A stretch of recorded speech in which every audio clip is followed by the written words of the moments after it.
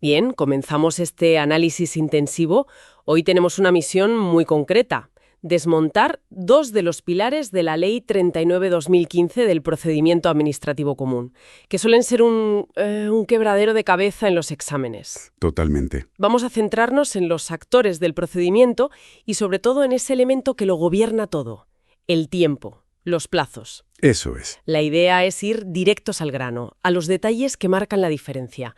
Pero, bueno, entendiéndolos de verdad. Exacto. Más que un repaso, es una sesión de estrategia. Entender quién es quién en un procedimiento y cómo funciona el reloj de la administración no es solo memorizar artículos. No. Es comprender la lógica del sistema, las garantías del ciudadano, las obligaciones del poder público, son las reglas del juego. Y en un test, el que no se la sabe, pues pierde la partida. ¿De acuerdo? Pues vamos a desglosar esto.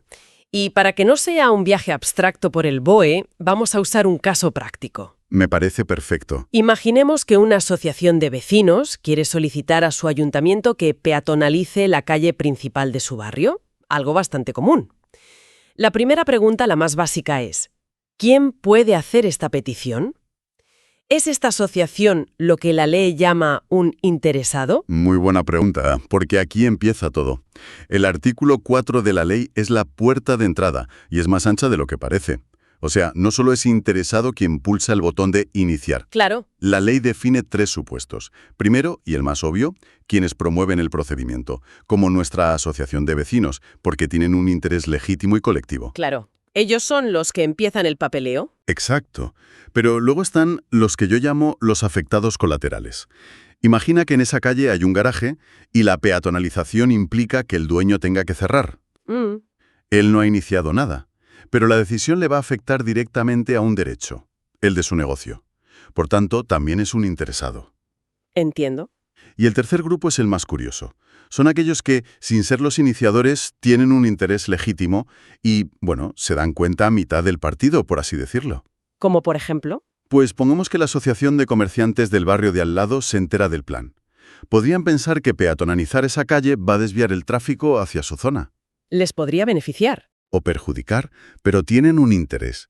Si se presentan en el ayuntamiento y lo acreditan antes de que haya una resolución final, la ley dice que también se les debe considerar interesados. Es un concepto expansivo, ¿sabes? Para garantizar que se oye a todo el mundo. Entendido. Ya sabemos quiénes pueden estar en la partida. Ahora, ¿quién tiene la capacidad de obrar? Es decir, ¿quién puede mover ficha por sí mismo? El artículo 3. Y aquí hay un par de detalles interesantes. La regla general es sencilla: personas físicas y jurídicas con capacidad según el Código Civil. Pero la ley va más allá. Primero, reconoce capacidad a los menores de edad. Ojo con esto. Sí, pero con un matiz muy importante. Solo para defender aquellos derechos que el ordenamiento ya les permite ejercer por sí solos. Por ejemplo, un menor podría impugnar una decisión académica que le afecte. ¿No necesitan que sus padres firmen todo por ellos en esos casos? Precisamente. Y el tercer grupo es el de las realidades sin papeles, por así decirlo. Grupos de afectados, plataformas ciudadanas, uniones sin personalidad jurídica, como nuestra asociación de vecinos. Aunque no sean una SL, para la ley existen y pueden actuar. Perfecto. Pero, ¿y si el presidente de esa asociación no puede ir a presentar los papeles? Aquí entra en juego la figura de la representación. Artículo 5. Aquí la palabra clave es acreditar. La ley presume la buena fe para los trámites sencillos, pero para los actos importantes la cosa cambia. Y esta lista del artículo 5.3 hay que sabérsela de memoria, porque es una pregunta clásica. A ver. La representación debe acreditarse obligatoriamente para formular la solicitud inicial, presentar una declaración responsable, interponer un recurso, desistir de la peatonalización o renunciar a un derecho. Son los momentos decisivos del procedimiento. Tiene sentido que se pida una garantía. ¿Y cómo se acredita? Suena a notario y papeleo. Puede serlo, pero la ley ha modernizado las vías. Destaca 2 opciones. Una es el apoderamiento apud acta. ¿Qué es exactamente un apoderamiento apud acta? Suena a latín de abogado. Lo es. Apud acta significa en el acta. Es la forma más directa. El interesado y su representante van juntos ante el funcionario o entran con sus certificados digitales y allí mismo declaran la representación y queda constancia. Ah, vale. La otra vía, más permanente, es inscribir ese poder en el registro electrónico de apoderamientos. Que según el artículo 6, todas las administraciones deben tener. Exacto. Y deben ser interoperables. Y un detalle crucial para los test. La validez máxima de esos poderes inscritos es de 5 años. Bien, ya sabemos quiénes son los actores, pero hoy en día el escenario es casi siempre una pantalla. Y eso lo cambia todo. La primera duda que surge es: ¿necesito lo mismo para entrar en la web del ayuntamiento a curiosear que para firmar la solicitud? Ahí has dado en el clavo. La distinción entre identificación y firma es fundamental. El artículo 11 dice que, por norma general, para la mayoría de trámites basta con identificarse. Es como enseñar el DNI. Justo. Para que sepan quién eres. Te permite consultar tu expediente, ver notificaciones. Pero firmar es otra cosa. Firmar es coger el bolígrafo y estampar tu voluntad en un contrato. Es el acto que te compromete. Por eso la ley solo exige la firma en esos mismos actos de gran trascendencia que vimos antes. Los de la lista. Los mismos. Formular solicitudes, presentar declaraciones responsables, interponer recursos, desistir y renunciar a derechos.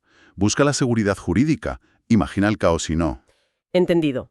Pero aquí viene la parte que más polémica genera. ¿Quién está obligado a jugar en este escenario digital? El artículo 14.2 tiene una lista que, vamos, hay que tatuarse. Totalmente. Es que la ley está empujando a casi todo el tejido profesional y empresarial a la digitalización forzosa. La idea de fondo es la eficiencia, claro. A costa de la comodidad de algunos a veces. Esa es la tensión, sí.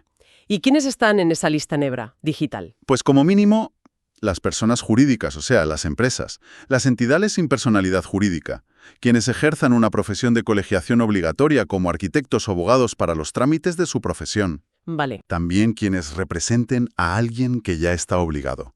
Y por último, los empleados públicos para los trámites con su propia administración. Vale, aquí viene la trampa clásica de examen.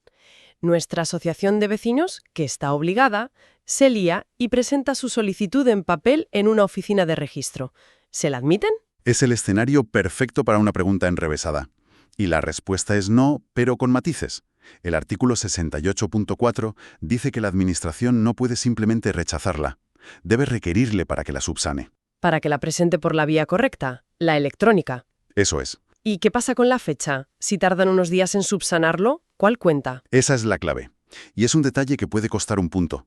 La fecha de presentación, que contará todos los efectos, será la de la subsanación electrónica. O sea, no la de la presentación original en papel, el reloj.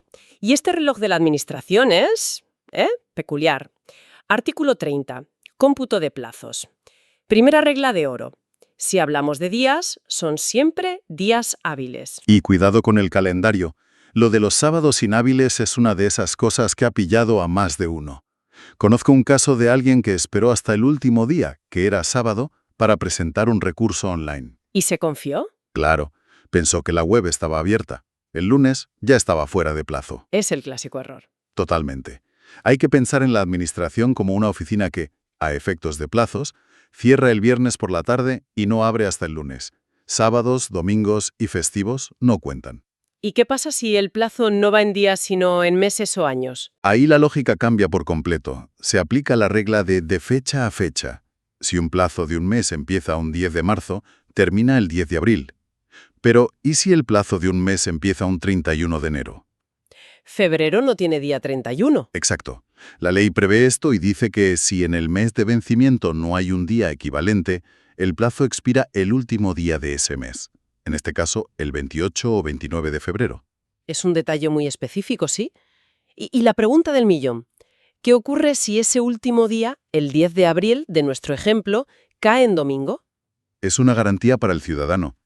El plazo se prorroga automáticamente hasta el siguiente día hábil. Si el 10 es domingo, el plazo realmente vencerá el lunes 11. Perfecto. Para cerrar este bloque sobre el tiempo, hay dos conceptos que a veces se confunden, pero son opuestos: la ampliación de plazos y la tramitación de urgencia. Son el freno y el acelerador del procedimiento. La ampliación, regulada en el artículo 32, es el freno. La administración, de oficio o a petición de parte, puede alargar un plazo. Con un límite. Sí, la prórroga no puede superar la mitad del plazo original. Es darnos tiempo. Y la tramitación de urgencia es el acelerador. Justo, el artículo 33. Se puede acordar ir más rápido. En ese caso, todos los plazos del procedimiento se reducen a la mitad. Todos, excepto dos. Los de presentar la solicitud inicial y los de interponer recursos. Esos son sagrados. Bien, la Administración tiene sus plazos, pero su deber fundamental es usarlos para tomar una decisión. El artículo 21 es tajante. Hay que resolver y notificar siempre. Pero, seamos realistas, a veces no lo hacen. No. ¿Qué pasa si el ayuntamiento de nuestro ejemplo no contesta la petición de la asociación de vecinos? Aquí entramos en uno de los mecanismos más fascinantes del derecho administrativo: el silencio.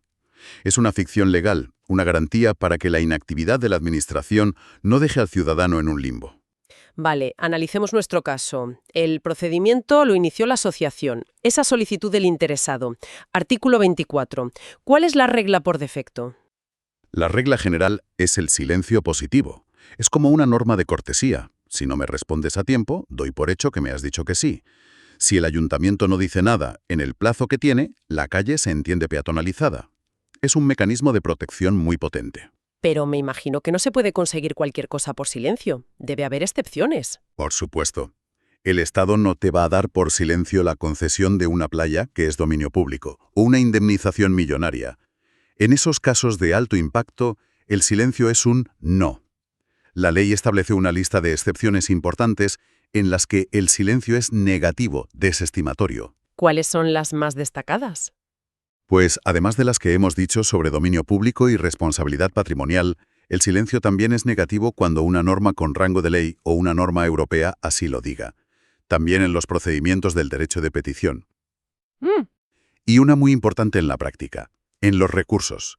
Si recurres una multa y no te contestan, se entiende que han desestimado tu recurso. Tiene lógica, para evitar que el sistema se colapse por la vía del silencio positivo.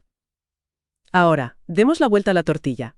¿Qué pasa si el procedimiento lo inicia el propio ayuntamiento de oficio? La lógica se invierte por completo, como regula el artículo 25. Hay que pensar en el origen. Si el ayuntamiento inicia un procedimiento para, por ejemplo, conceder una medalla a nuestra asociación de vecinos... Algo que podría tener efectos favorables para ellos. Exacto. Si en ese caso el ayuntamiento se duerme y no resuelve, el silencio es negativo. No puedes obtener un premio por la inactividad de quien te lo da. Necesitas un sí expreso. ¿Y en el caso contrario? Ahí está lo más importante. Los procedimientos sancionadores. Imagina que el ayuntamiento inicia un expediente para multar a un bar por exceso de ruido. Un procedimiento que puede tener efectos desfavorables. Muy desfavorables. En ese supuesto, si la Administración no resuelve y notifica en el plazo, el silencio provoca la caducidad del procedimiento. El expediente se archiva, la posible multa desaparece. Es una garantía fundamental. Entonces, si recapitulamos el viaje de nuestra asociación, vemos que la ley crea un marco con reglas muy claras. Define quién puede hablar, cómo debe hacerlo y establece un cronómetro con consecuencias muy serias si no se cumple. Exactamente. Son las reglas del juego que equilibran la relación entre el ciudadano y el poder. Pero, para terminar, me gustaría dejar una reflexión final sobre algo que se esconde en el artículo 21. A ver. Dice que la obligación de resolver expresamente sigue existiendo incluso después de que se haya producido el silencio. El ayuntamiento, aunque su silencio ya haya concedido la peatonalización, técnicamente todavía tiene que dictar la resolución. Pero si el silencio ha sido positivo, ¿podría el ayuntamiento ahora dictar una resolución diciendo que no? Y esa es la clave. No, no puede. Si el silencio fue positivo, la resolución expresa posterior está vinculada por ese sentido. No puede ser contraria. Esto nos lleva a una cuestión muy interesante sobre la fuerza de un acto presunto frente a un acto expreso. Claro. Subraya que el silencio positivo no es solo una ficción, es un verdadero mecanismo que crea derechos consolidados para el ciudadano. Un buen punto para reflexionar sobre lo que significa de verdad la eficacia de los actos administrativos.